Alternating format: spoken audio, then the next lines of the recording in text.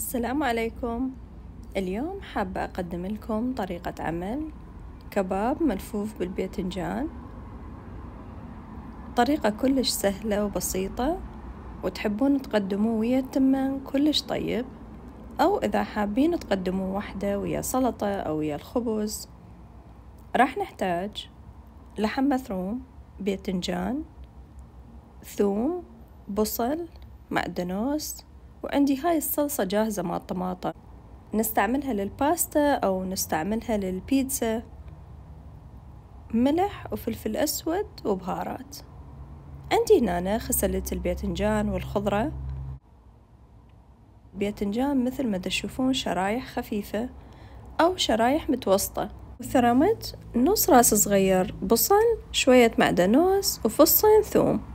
عندي هنا غسلت اللحم ونشفته، ضفت عليه الثوم والمعدنوس، وراح أضيف عليه البصل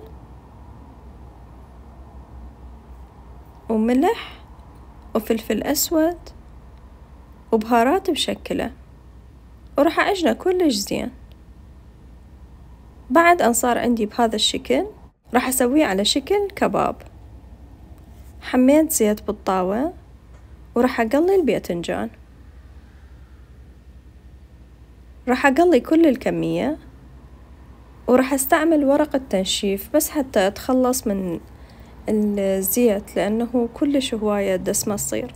إذا ما تحبون تقلوا تقدرون بس مجرد تمسحوه بالدهن وتخلوه بالفرن، بس بصراحة يطلع أطيب بالقلي. وهسه عندي بعد أن خلصت كل الباذنجان بديت بالكباب، أريده يحمر ياخذ لون كلش حلو.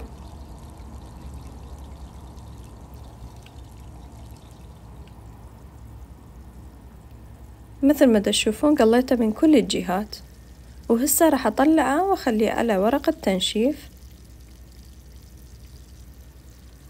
هي هاي الأكلة دسمة، يعني شقد ما تحاولون تتخلصون من الزيت بس هي دسمة.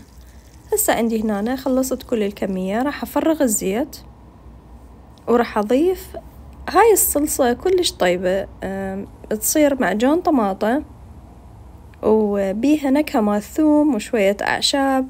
إذا ما تحبون تستعملوها تقدرون تسوون الصلصة العادية اللي هي نحمس بصل وثوم ومعجون مال طماطة، ونضيف عليه مي مال طماطة ونهدر على النار.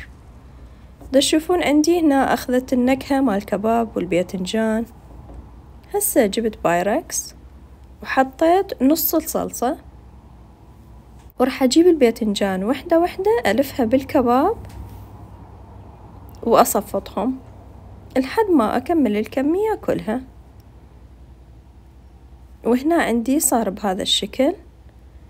عندكم إذا حابين بهذا الشكل تدخلوه على فرن حرارته 350 لمدة 3 ساعة، أو إذا حابين تحطوا له الصلصة فوقه مثل ما أني سويت، وأدخله على الفرن لمدة 3 ساعة، وبعدها صار عندي بهذا الشكل.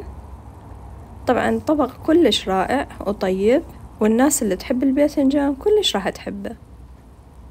وهنا نشوفوا الكباب مستوي، الباذنجان ماخذ نكهة كلش طيبة. إن شاء الله يكون عجبكم الفيديو واستمتعتوا بالوصفة.